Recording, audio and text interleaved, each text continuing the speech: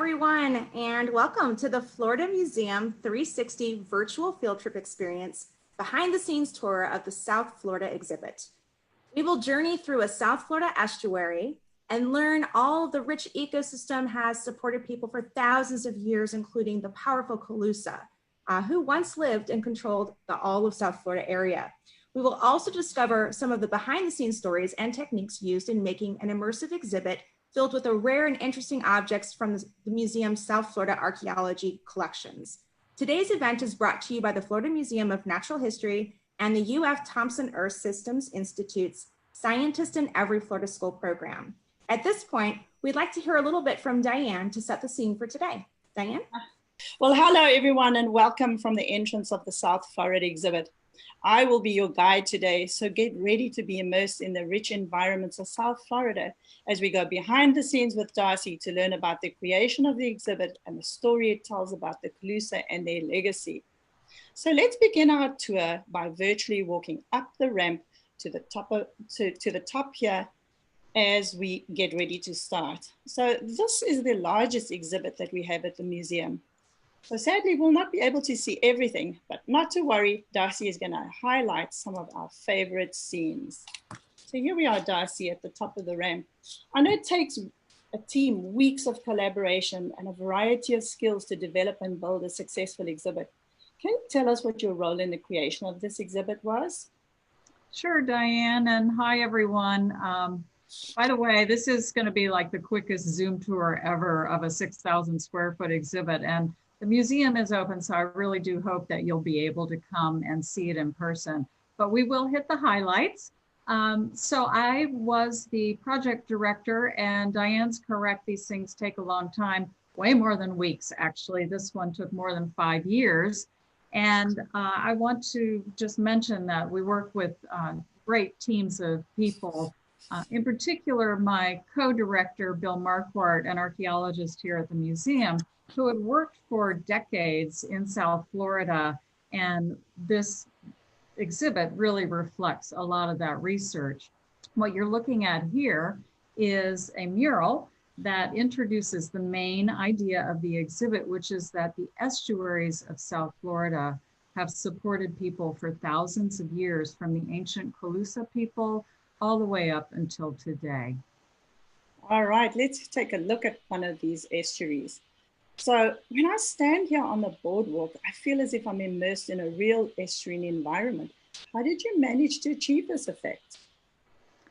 This is based on a real estuary, and just a shout out to the artists who created it, because the level of detail is truly amazing. I should mention first probably what an estuary is, because everyone might not know that it is a place where fresh water from the land meets and mixes with the salt water of the sea. And so with Florida's very long coastline, we have a lot of estuaries, and it turns out that these ecosystems are among the most biologically rich ecosystems on our planet. So they're amazing places, and it was great to be able to celebrate them in this exhibit. All right, I have a picture over here of some construction. Can you tell us a little bit about this? This is kind of a flashback to when we were building the exhibit, and you can see a couple of artists, and they've got these trees with dead leaves. What we did was we actually created trees.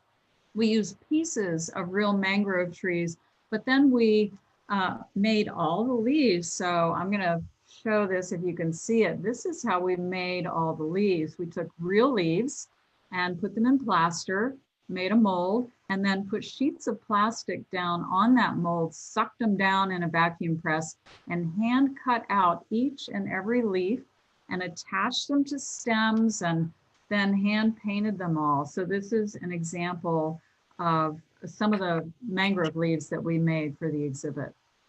Wow, that's incredible. You mean to say that each leaf was really just handmade like that? Darcie, Yes, I wonder if our audience can maybe take a guess and see how many leaves that needed to be created to achieve this wonderful, lush environment.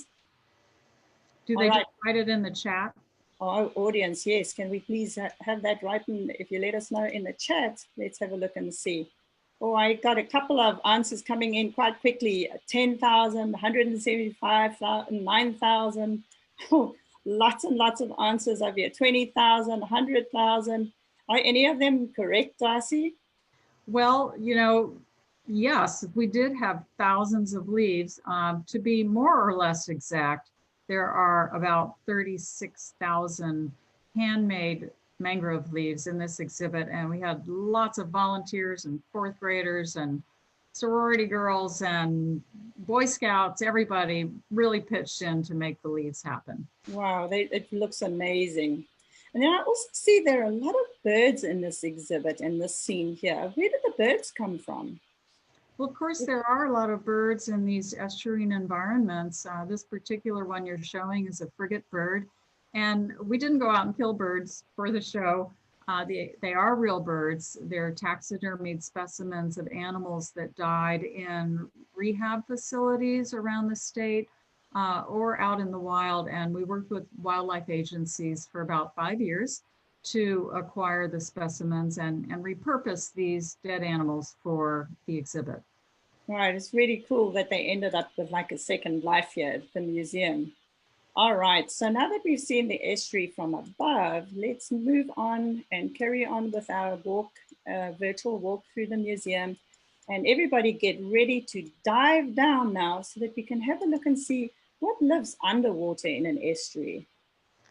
So I'm seeing the animals in this area are much larger than what they are in real life. Darcie, what was the reason for enlarging them so much? I mentioned the main idea that these estuaries have supported us for so many thousands of years and that it's one of the most biologically rich ecosystems on Earth.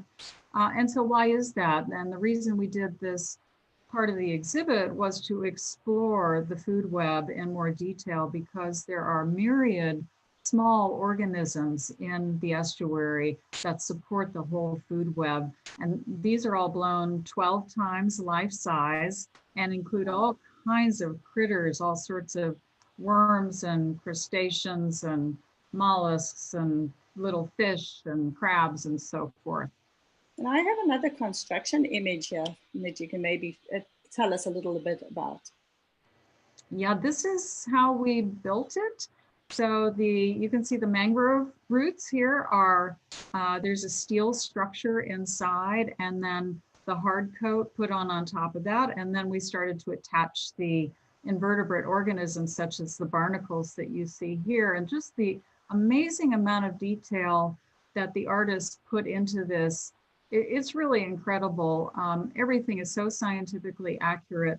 And we had not only our own artists, but people from all over the country. I think we had 10 artists from elsewhere in the country creating the animals for this scene. And it is a visitor favorite for sure. Yeah, for sure. Everybody loves going in there, that's for sure. So I see there are a lot of invertebrates around as well. It seems that we seem to highlight a lot of the invertebrates. I see there's a large crab over there and there's some anemone around. And there's a little one over here that I wanted to take a closer look at. Here you go. Ah, the snapping shrimp. We all think of the shrimp that we eat, and there actually is shrimp that we eat in this scene as well. But this is a very small shrimp, and there are a lot of different kinds of shrimp in Florida. What you see is a photo on top of the actual shrimp, and below is the model created by the artist, which again is just beautiful in its detail. That big claw they use to make a sound, a popping noise, and that popping noise will help to stun prey and set territory and potentially attract mates. And you can hear this underground, even these tiny, tiny little shrimp. It sounds so much like frying bacon to me, all these shrimp making all this noise underwater. It's amazing that it must be quite a noisy environment being underwater like that. All right, now I know there's so much more that we could probably look at over here, but we need to keep moving through the exhibit. And as we keep moving, we're going to get ready to get back on land again. And our next gallery that we're going to move to is the Colusa Fishing Heritage Gallery. And this gallery has the most amazing artifacts that help archaeologists gain an understanding of the Colusa and their way of life. So here we go. And here we are. This is exactly where we want to be. So I know when I want to go to this, whenever I need any sort of supplies and things, I just need to go to a hardware store or a grocery store to get what I need, my supplies. But what did people do before stores were around? Yeah, well, the Calusa didn't exactly have stores, but I sort of think about the estuary as this giant pantry in their backyard because it was so full of amazing foods. And indeed, we know that the Calusa they were fisher folk. And I think of them as the first South Beach diet practitioners because they had this amazing lean protein diet that we know about through archaeology and history. And also, we know because we found 2,000-year-old seeds that they probably had household gardens. So we found chili pepper seeds, papaya seeds, and squash seeds. So this amazing South Beach diet meant very healthy living for the Calusa. Right, that's really interesting. And then how do we know for sure that they actually caught fish? Well, there are a few ways to know. One way is archaeologists study the trash piles that the Colusa left behind. And if you look at the trash real close up, you can see that there are a lot of bones from fish as well as shellfish, mollusks, and so forth. And when archaeologists look at this close up, they have been able to determine that fish was the primary staple of the Colusa diet. There are also other ways to figure it out. And Diane, I think you might have a close-up of a net. I do. Okay, yeah, so this is a fishing net made out of palm fiber from the leaves of a palm tree, and it's more than 1,000 years old. It was preserved in a wet anaerobic site so that these organic materials preserve for more than 1,000 years. And we've been able to learn a lot from these fishing nets, like how people made the nets, what kind of knots they tied, what size the net mesh was, and therefore we can estimate what kind of fish people were catching. So this is a really special artifact. Wow, that is amazing. So, let's move on and have a look at this case over here. There's another case that's really interesting, and I see it's filled with shells. What sort of information can we get about these shells? Yeah, well, I mentioned that a lot of mollusks were in the Colusa diet also, and they didn't have metal to work with. So the very robust shells that these mollusks live in were the perfect material to make tools out of. And this is a case of shell tools. I mean, anything from hammers to chisels to axes and adzes, you name it. They made it out of shell. And it turns out these work really very effectively as tools. Oh, that's great. Okay, let's move to the other side of this exhibit to one of my favorite dioramas. Can you tell us a little bit about how it was made and what the scene actually represents? This is kind of everything you wanted to know about Calusa fishing in one scene. And it's a miniature diorama. There's a detail that you just pulled up, Diane. And again, just a shout out to the artist because you can see the amazing level of detail. When we work on exhibits like this, the artists work directly with the scientists to figure out, even though we don't have all the details, what the best possible guess would be for how these things were done. And I think that this is, so realistic and informative as a small model. Yeah, I know the kids love going. If we take any students through there, they're absolutely fascinated by it. There's just so much detail. And the planning is so much planning involved when you design this exhibit. All right, let's move on to our next area, and we're going to be going to the Colusa Leaders Hut now. So let's keep walking virtually through the museum. And here we're almost at the entrance. Here we go. And here we go, Darcie. Can you tell us what the scene represents? This is a dramatized scene of a meeting between the Calusa leader and his closest advisors and a person from the Tequesta region in Miami. This is based on a lot of historic documents as well as archaeology. And there are, a lot of details that come from the documents. For example, the greeting that they're using in the middle there with their hands, that was described in a Spanish document. We never know everything from the documents and from archaeology, but again, we try to make as best an educated guess as we can from all the information that we had in order to have a dramatic scene to inspire learning. Right, I see they seem to be using a lot of body sort of adornment, including painting. Is there anything, I think there's here we have a great scene or artifact that you tell us a little about this artifact. Yeah, we do know from the Spanish documents that people did paint their bodies. And so this is an artifact, this little shell with pigment in it, fits beautifully in the palm of your hand. And the pigment is still quite intact. And you can actually see in the pigment that there are striations where it looks like a brush or some other kind of tool was drawn through the pigment. And we presume that it may have been used for painting, either body painting or some other kind of painting, because we also have other Colusa artifacts with paint on them.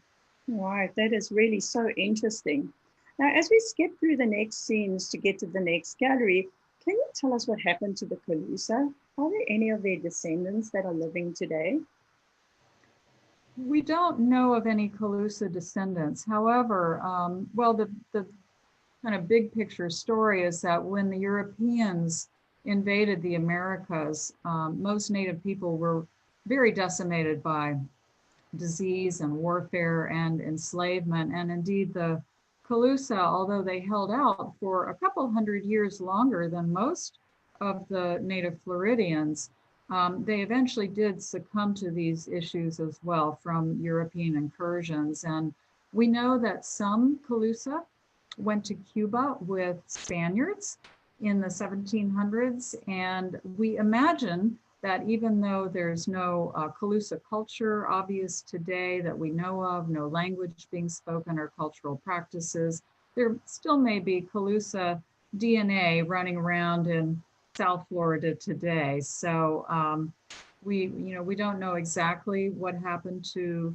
the Colusa individuals, but we do know their culture, their language is no longer around today. Well, here we are at the next gallery here, and this gallery is filled with the most wonderful artifacts. What can you tell us about them? The Colusa were incredible artists. Their sense of design is really just spellbinding.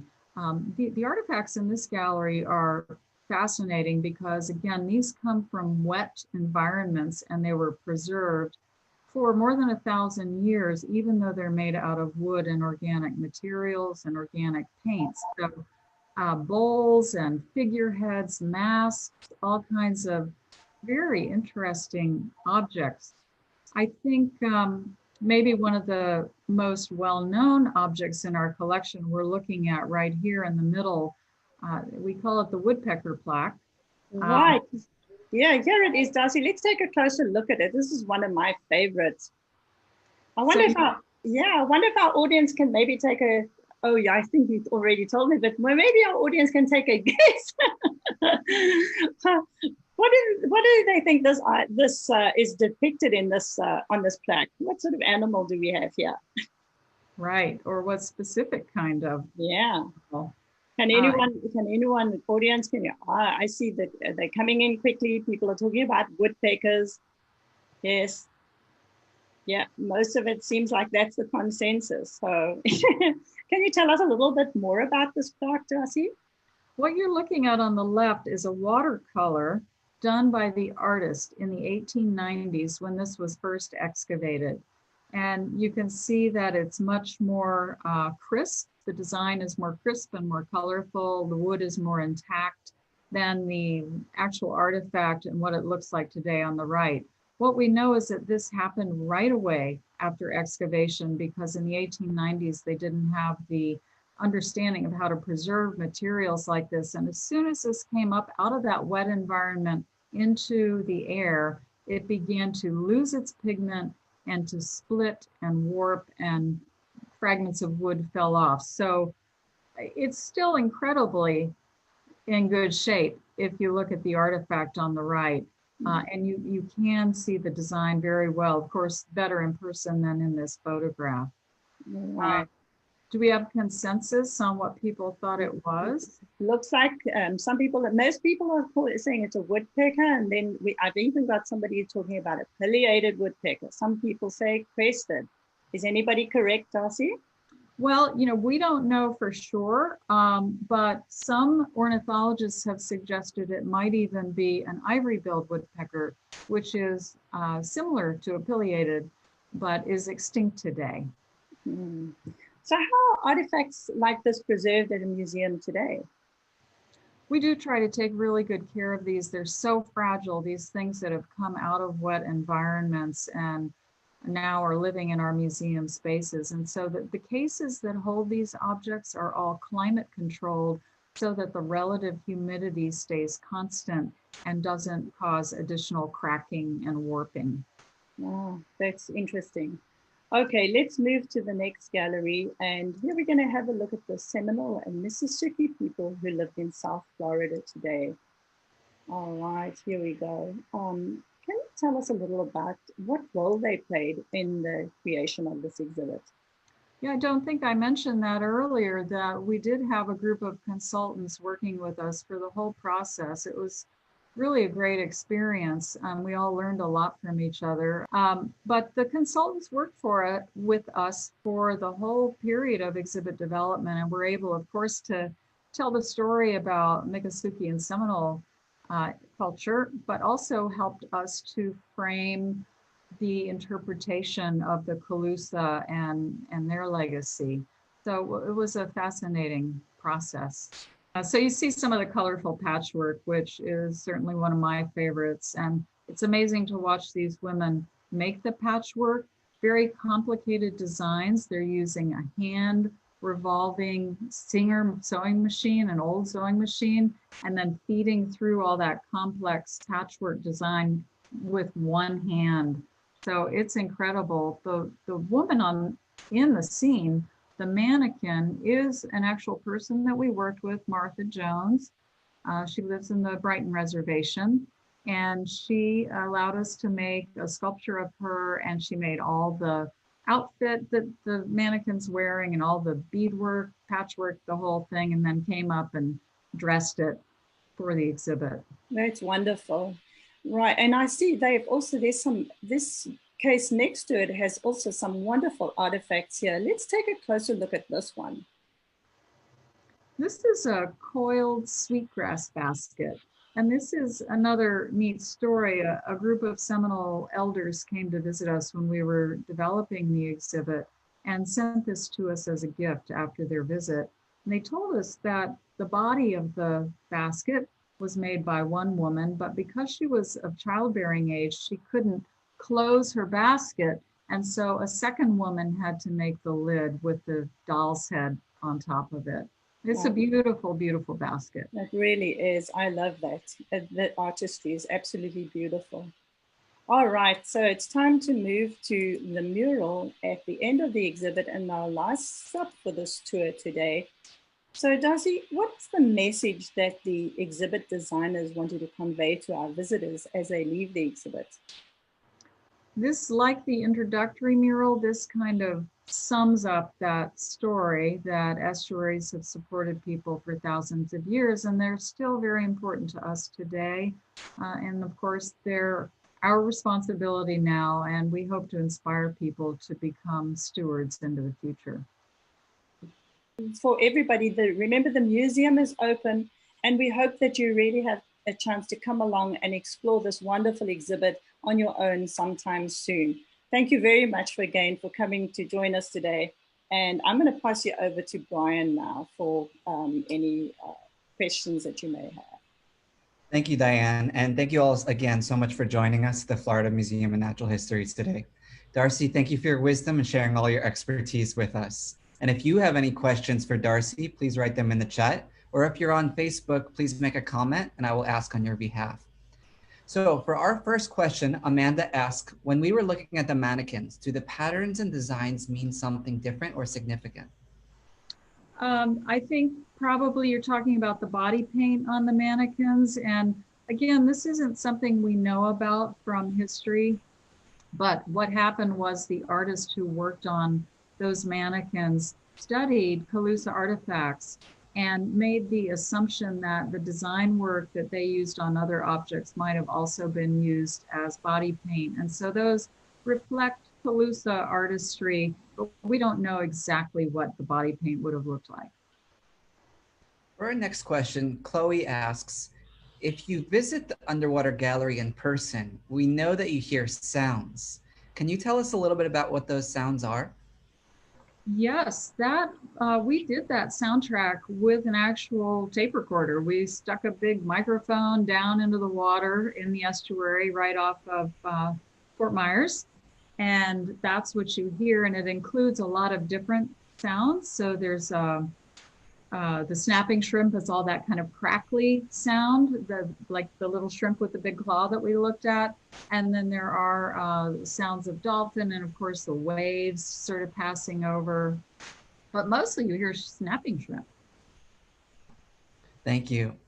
Jim Grantham asks, what might the blue pigment be made from?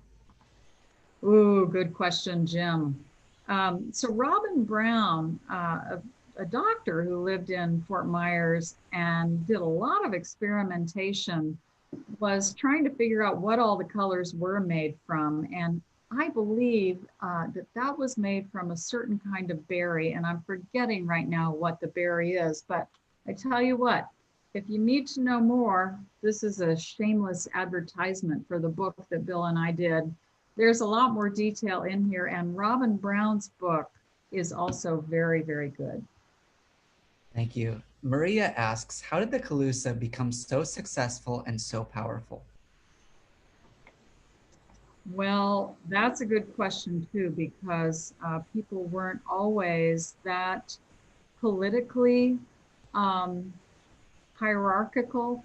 And we do know from the Spanish accounts that the Colusa did control pretty much all of South Florida. So from they were in the headquartered in the Fort Myers area and across the state and all the way down through the Keys, people paid tribute to the Colusa leader.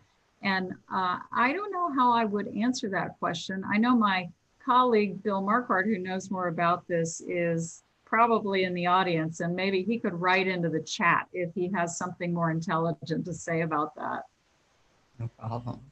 The Florida Public Archaeology Network is tuning in today, and they're curious if our virtual 360 tour footage is going to be available online.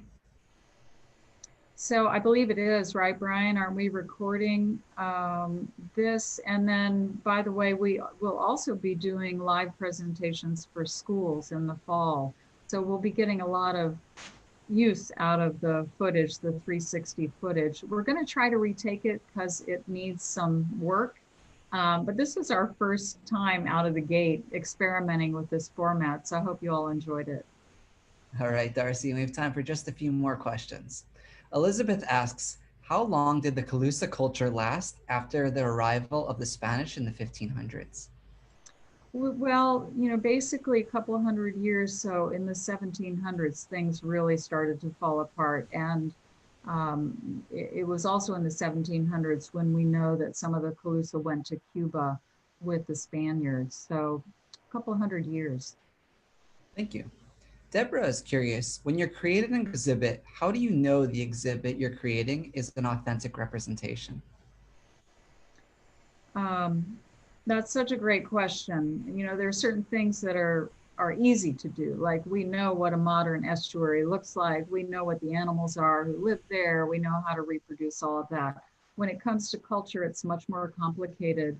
And as I mentioned, we try wherever we possibly can to use data from archaeology and historical documents. And then in this case, we also worked with the Seminole and Miccosukee people who do not claim to be Colusa people, but have a native perspective that is different from a museum perspective sometimes. And so working together with them also helped us to kind of frame things in a way that hopefully will engender critical thinking to our guests, because there's no such thing in any kind of history as capital T truth, right?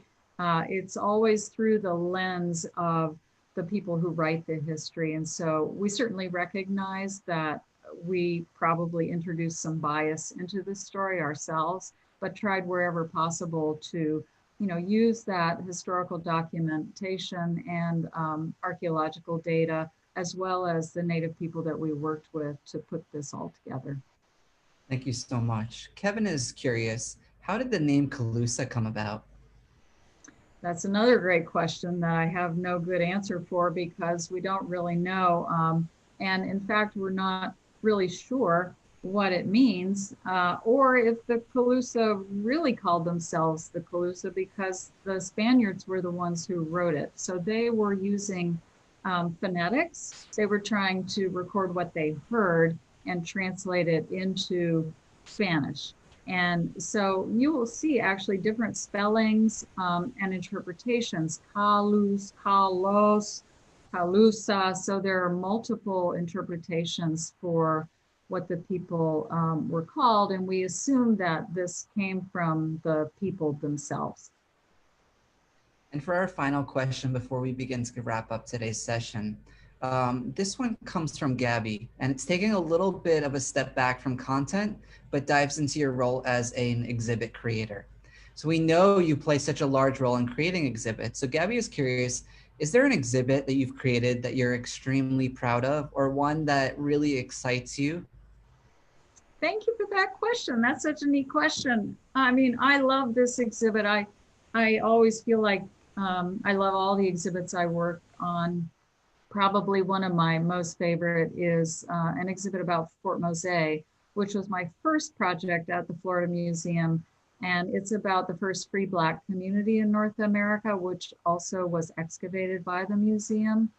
And that is a living story that has continued impact and a lot of really interesting engagement from communities of color, and has such a neat story, kind of this alternate view of the notion we have that all African people were enslaved, when in fact there were also free people. So if you have a chance to go to St. Augustine, to the Fort Mose Historic Site, I hope you'll enjoy the exhibit over there.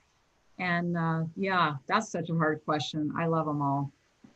Well, Darcie, we cannot thank you enough for being here with us today. We really, really appreciate your time and everything you've shared with us. At this point, we'll turn things over to Stephanie for some closing remarks. Thank you, Brian. And we want to thank everyone for joining us today for the Florida Museum 360 tour. We hope you've enjoyed the experience, and we'd love to hear from you by taking a moment to fill out a survey at the end of today's tour. We're also very hopeful to continue doing things just like this with you in the future. A special thank you to our guides, Diane and Darcie, who have shared a wealth of knowledge and some really interesting stories with us today. You can learn more about the Florida Museum and the Scientist in Every Florida School by visiting the websites you see here on your screen. And on both of these sites, you will find additional opportunities to engage with us. Today's program has been recorded and will be available to share on the UF Earth Systems YouTube channel. Again, thank you from the Florida Museum and from the CEFS team. Have a great day and goodbye. Thanks.